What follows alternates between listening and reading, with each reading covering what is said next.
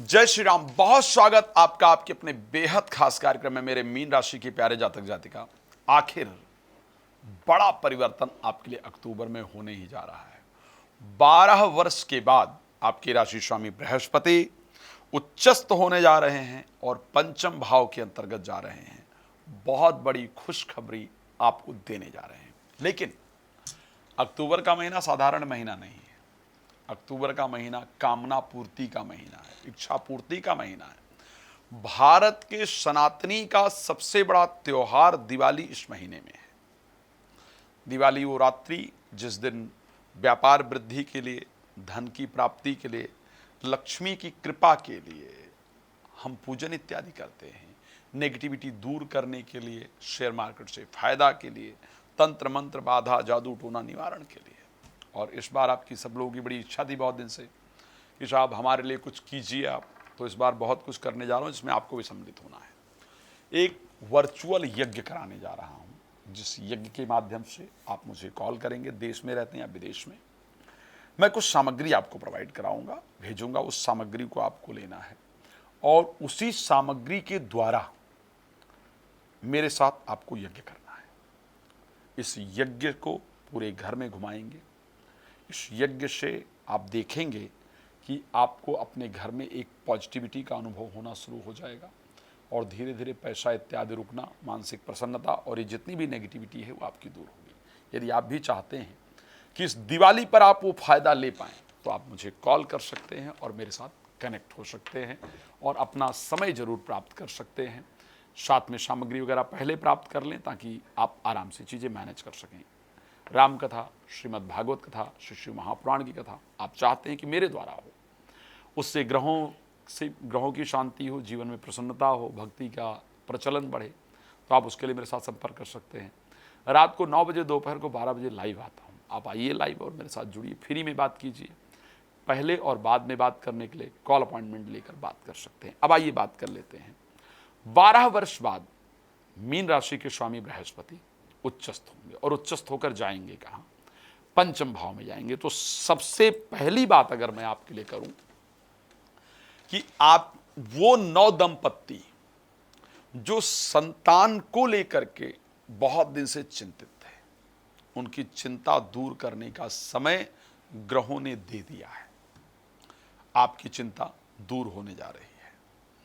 अगर आप संतान के विवाह को लेकर के परेशान थे या परेशान थे, संतान के विवाह को लेकर के यदि आप परेशान थे या परेशान थी, तो वो विवाह से संबंधित संतान की जो चिंता थी वो दूर करने का समय आ गया है और वो दूर होने जा रही है और बृहस्पति उसको दूर करने का काम कर रहे हैं। अगर आपका बच्चा या आप स्वयं पढ़ने का बहुत प्रयास कर रहे थे लेकिन उसमें मन नहीं लग रहा था, तो बृहस्पति वो कृपा आप पर करने जा रहे हैं कि इस महीने आपकी पढ़ाई में कुछ नई उम्मीदें, कुछ नई ऊर्जा, कुछ नई एनर्जी की जागृति होगी। आप अच्छी तरीके से पढ़ पाएंगे। एक और विषय, किसी के प्रति आपका अट्रैक्शन बढ़े, प्रेम संबंध बढ़े, इस प्रकार की परिस्थिति होगी। स्वास्थ्य को लेकर के बृहस्पति खुद अपनी राशि पर दृष्टि देंगे, जिससे आपका स्वास्थ्य भी बहुत सुंदर होगा। तो अगर मैं मीन राशि के गोल्डन पीरियड की बात करूं, मीन राशि सबसे ज्यादा परेशान रहने वाली राशि अगर मैं 2025 की बात करूं तो ये राशि रही है। बहुत दिन तक एक साथ राहु और शनि ने गोचर किया। जब से ये वर्ष स्टार्ट हुआ, राहु शनि ने गोचर की, परिस्थिति खराब रही।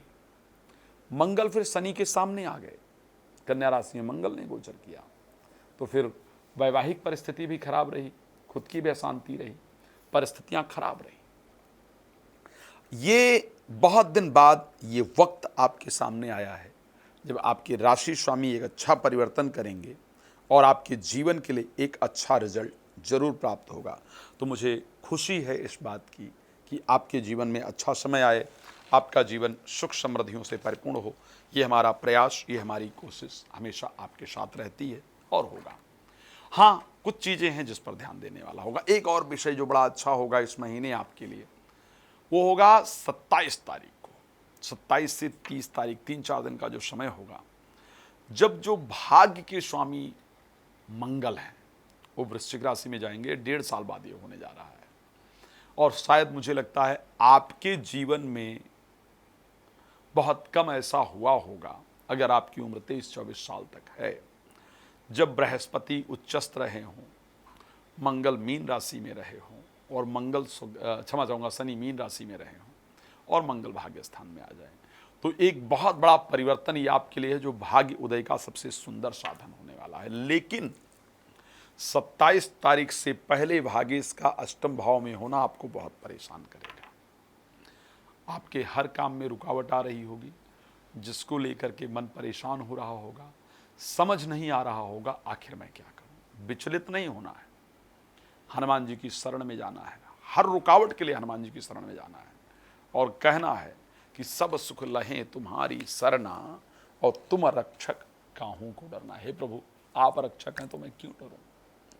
और इसी चौपाई को 21 बार हनुमान जी के सामने रोज गाना है। इससे शनि जो राशि में है उनका दोष भी आपको नहीं परेशान करेगा, इससे जो भाग्येश अष्टम भाव में गोचर कर रहे हैं वो परेशान नहीं करेगा। प्रोफेशनल लाइफ के स्वामी तो उच्चस्थ हो जाएंगे, तो इसलिए कार्य क्षेत्र में तो इस बार बड़ा सुंदर परिवर्तन दिख रहा है। आपकी नौकरी में, आपके बिजनेस में एक बड़ा ग्रोथ मुझे नज़र आ रहा है 2025 अक्टूबर महीने में। खैर, मैं जानता हूं कि आपको बहुत लंबी जानकारी चाहिए और यहाँ समय बहुत कम होता है, इसलिए बहुत लंबी जानकारी देना पॉसिबल नहीं होता है। इसलिए रात को 9 बजे, दोपहर को 12 बजे लाइव आता हूँ। आप आइए लाइव, मेरे साथ जुड़िए और जो जानकारी आप प्राप्त करना चाहते हैं उसको प्राप्त कर सकते हैं। भगवान आपको बहुत प्रसन्न रखें, ये मेरी शुभकामना आपके साथ है। श्री राम कथा, श्रीमद् भागवत कथा, श्री शिव महापुराण कथा आप मेरे द्वारा कराना चाहते हैं तो मुझे कॉल कर सकते हैं। साथ में इस बार दिवाली पूजन जरूर कराइएगा, आपको परिवर्तन अपने आप नजर आएगा। भगवान आपको प्रसन्न रखें, यही शुभकामना। जय श्री राम, बहुत धन्यवाद।